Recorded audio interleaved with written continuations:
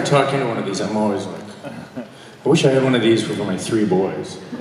Go to bed. So effective. Quelquefois, je comprends le français, mais pas toujours. Hein. Pas toujours. Alors, c'est plus facile parler français quelquefois. Alors, I generally come up here and just like to answer questions, because God forbid I actually keep talking and getting myself into trouble, which I'll manage to do anyway. So if you guys want to ask questions, let's ask questions. Don't worry, we like trouble here. Oh, good. So Jason Momoa was here recently at one of the... Don't want to talk about Jason. Next. No, hold on. He got really cocky about you, actually. So I'm going to bring it back to trouble here for a moment. Okay. Call that bastard up right now. Let's do it. See if he denies it. He was talking smack a little bit about you and the stick fighting and all the scenes that you guys with the characters on Atlantis would do. And he was just essentially saying how he'd kick your butt all the time and that you didn't know what you were doing and he was the man and yada, yada, yada. So I was hoping you could elaborate a little bit on that and tell us some stories, hopefully how you kicked his butt and how you guys prepared for that. Well, Jason, little Jason. First of all, he uses sticks. I mean, doesn't that say it all? I got a gun, man. You can play with the sticks all as one. I mean, the truth is actually very funny because when I first started on the show, they had me working, you work really long hours. And then I'd be done with like a 14-hour day, and our stunt coordinator, this guy, James Bamford, he would be like, oh, Joe, cool, we just wrapped. So I've got that big fight scene we can rehearse. We got at least an hour and a half. And I'd be like, you're kidding me. Like, I've worked too hard that day. And he said, yeah, but I have it fully choreographed, and blah, blah, blah, blah, blah. I tried to do it for a while, and I finally said to him, I go, look, I don't think my character is the stick fighter dude. I'm the gun guy. I'm Harrison Ford in Indiana Jones. Like, and I actually do, despite actually being really tired and lazy, I do believe that. And I think it robbed him of a critical opportunity that he saw that this show could be so action-oriented. So he worked with Rachel a lot, and Rachel wouldn't shoot as much as I did, so she had plenty of time to rehearse stuff. And Rachel and Jason were the primitive people. They like sticks. They're like, stick? Ooh. It's so complex, a stick. And so when Jason got on board, and by the way, Jason's one of my best friends. He's like a brother to me. So he's a brother who sometimes I can't entirely kick his ass. That's true. But he filled in that gap perfectly. Because in case you didn't notice, I could take all of Jason's dialogue for 4 years and put it on a sticky notepad.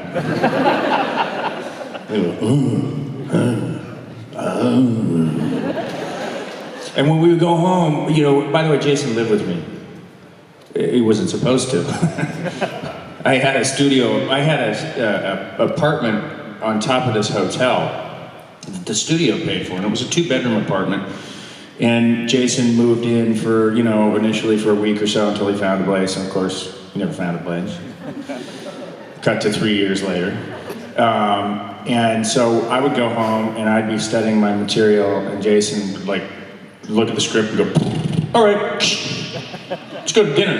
And I'd be like, wait, you gotta study. He goes, I did. So he loved it, and it was great. And so really his work was action-oriented stuff. But I could do all the action, I could jump, do all that crap, but in terms of disciplined choreography and martial arts, that wasn't my deal. And I don't think it would have been, I think the character, it wouldn't have been consistent with the character anyways. Because I think the character in his essence is a little bit of an anti-hero who cuts corners. He's a little bit lazy. That's why he got in so much trouble. right? That's why he was flying helicopters in the Antarctic. Who gets stuck doing that? Except for the guy who like didn't try hard enough. So, and then so the character is essentially a guy who gets stuck in extraordinary circumstances, and over the course of time evolves into, he's an effective fighter because he thinks through something, as opposed to fights with his sticks through something. Does that answer the question? It does, but I will give you some credit. The few episodes where you really were sort of focusing on the stick fighting, you look like you were holding your own, so it was pretty good. Well, thank you very much. Thank you. You're welcome. Thank you. I had to say that. By the way, I got Jason back badly on a number of times. I took him surfing in Hawaii. Yeah. Remember he had dreadlocks? Okay, well those dreadlocks pick up about 30 pounds literally when they get wet. And I took him surfing with some friends of mine. One is Laird Hamilton, you know, the big wave surfer. So I take him to Maui and we jump off these cliffs with our boards and then paddle through Jaws, if you know what Jaws is. It's a massive surf zone.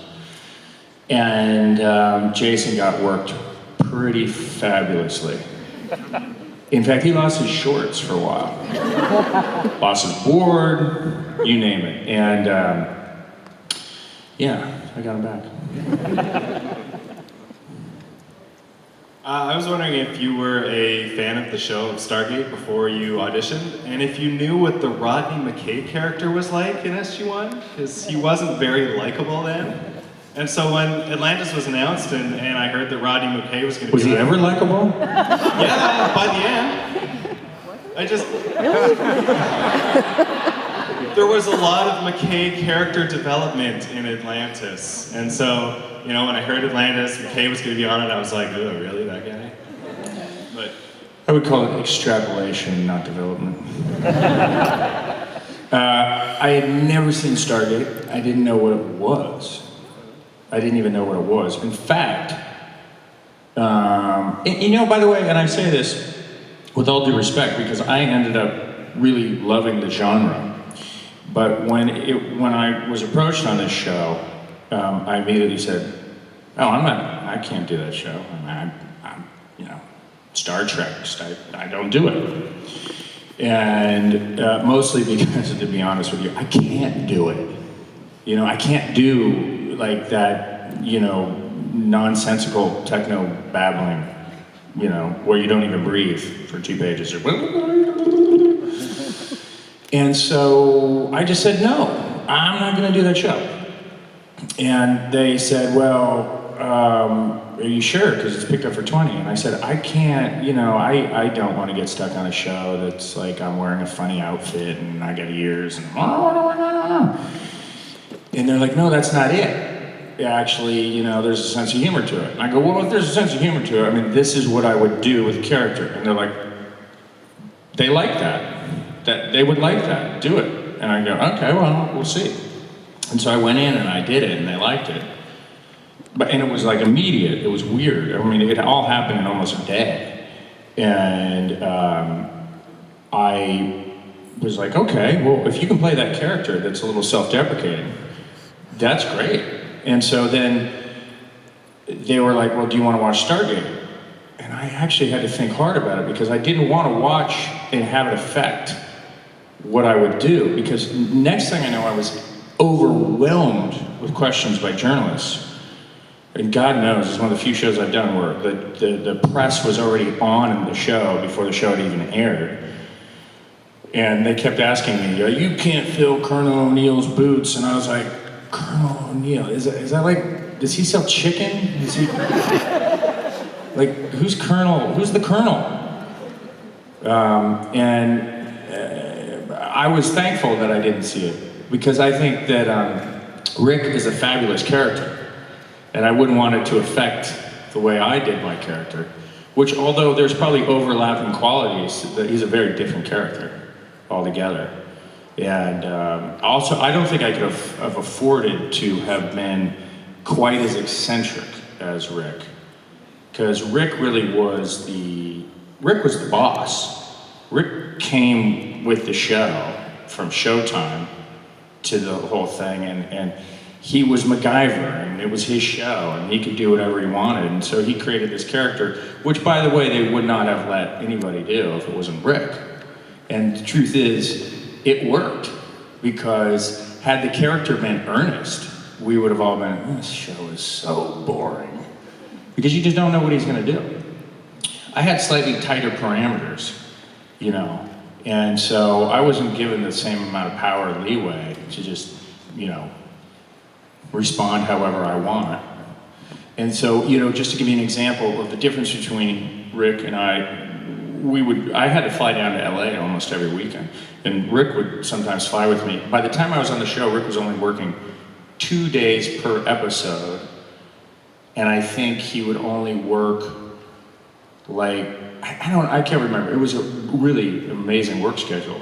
He really didn't have to work that much. But he'd already done it for like 10 years or something, and he was tired, and he was going through a divorce, and it was a schedule that worked for him. But anyways, I'd sometimes sit next to him on the plane, and I said, so, got any advice?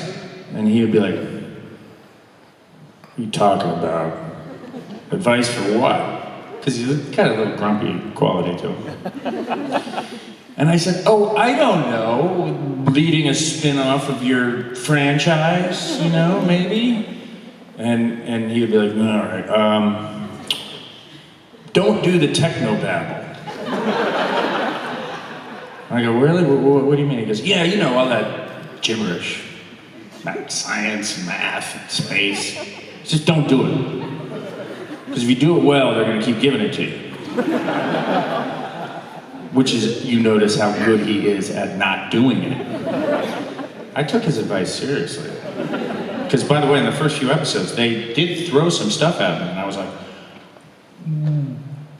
Rick told me not to do it. You know? And so David ended up getting all of it. Little bastard. Go talk your way into something.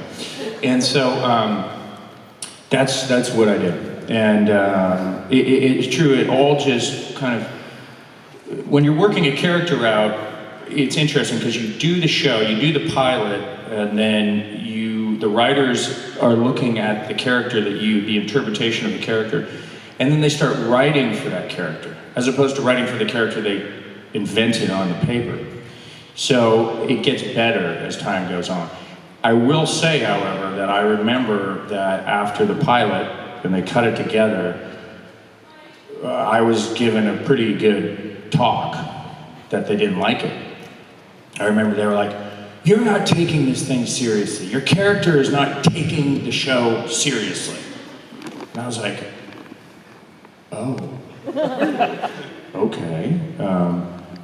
I don't think that, you know, when I signed on that this was the character you guys wanted. Because I don't think that character should be too earnest, again. Because the show, I think the beauty of Stargate is that it is a self-aware science fiction show. It is self-deprecating. It is self-referential. It deals with, it is a geek show. You know what I mean? That's the beauty of it. You can sit around and go, David and I can talk about the, Back to the Future or an episode of Star Trek on this show, and that's cool. And so I was a little bit taken back. And I remember I had a discussion with my manager, and he said, screw it, doesn't matter. If they don't like it, just be done with it and we'll move on. Because, you know, I think I like the character. And the pilot aired, and it was, boom, broke all the records. Like, went cuckoo.